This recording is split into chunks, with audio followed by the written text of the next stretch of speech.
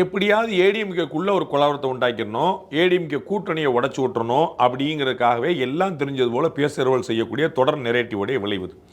வேலுமணி மட்டும்தான் எல்லாத்தையும் பேசிட்டு இருப்பாரா? நேற்று திரு செங்கோட்டையன்ட்ட கேட்டாங்க, நீங்க தானே போய் நிர்மலா சீதாராமனை பார்த்தீங்க அப்படிங்க, பிரதமரை பார்த்தவங்களாம் உட்காந்துருக்காங்க, நீங்க என்ன சொல்லிட்டீங்கன்னு சொன்னாங்க. எல்லாரும் அப்ப எல்லாரும், நான் உங்களுக்கு பல முறை சொல்லியிருக்கேன், திரு ஆதவ் அர்ஜுனாவுக்கு திரு உதயநிதி பேசினாருன்னா போனை கட் பண்ணிடுவாரா அவரு? ஆதவ் அர்ஜுனா உதயநிதிக்காக வேலை பார்த்தவர், ஒன்று மண்ணா இருந்தவர், அவங்களுக்கு கட்சிக்காக வேலை பார்த்தவர். திருமாவளவன் ஃபோன் பண்ணார்னா, யாருங்க நீங்கள் கூட்டணிக்கு வந்து அவங்களாடி ஃபோனை கட் பண்ணுங்கன்னு சொல்லுவாரா?